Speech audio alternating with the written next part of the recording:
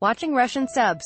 U.S. Navy carrier strike group deploys to Atlantic Ocean. The aircraft carrier USS Harry Truman has deployed to Atlantic waters from the Mediterranean Sea in what some say may be a response to the increasing prevalence of Russian submarines off the United States East Coast, a new report suggests. Last week the carrier transited the Strait of Gibraltar after a multi-day port call in the southern French port of Marseille, USNI News reported June 29, bringing the carrier into a new maritime theater. The Truman Strike Group includes 6 U.S. guided missile destroyers as well as a German guided missile frigate, the FGS Hessen, some of the best anti-submarine warfare surface ships in any NATO fleet, USNI noted, also observed that such ships aren't typically deployed to the Atlantic.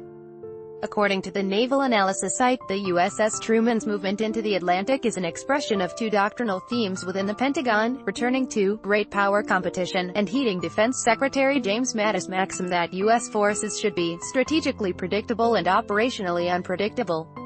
One of the so-called revisionist powers, named in the 2017 National Security Strategy. U.S. and NATO officials have warned that Russian submarines are extremely busy. Russia has massively invested in its maritime capability, especially in submarines, NATO General Secretary Jens Stoltenberg told Frankfurter Allgemeine Zeitung last December.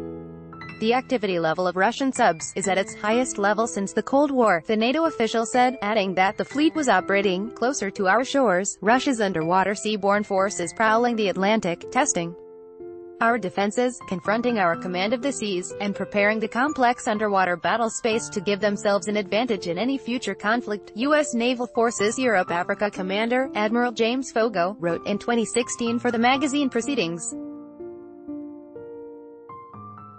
U.S. Navy CMDR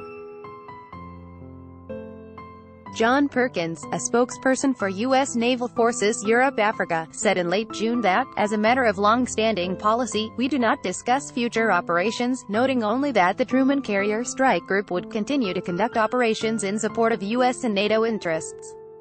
According to Brian Clark, an analyst with the Center for Strategic and Budgetary Assessments, the Truman Carrier Strike Group's move into the Atlantic may be an opportunity for U.S. surface ships to train against competent submarine forces operated by the British Royal Navy or the French Navy.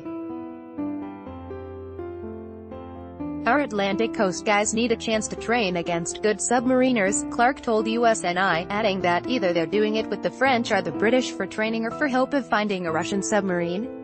The UK and Russian navies have encountered one another several times in the northern Atlantic lately.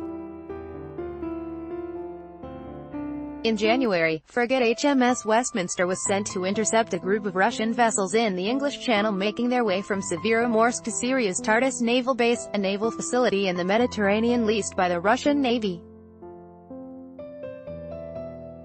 In May, Sputnik reported that the U.S. Navy was re-establishing its Second Fleet, inactive since 2011, in response to increasing threats in the Atlantic from Russia, unnamed officials told USNI News at the time. It was projected that the new command would become operational by July 1. Both the USS Truman's home port and the Second Fleet's headquarters are in Norfolk, Virginia.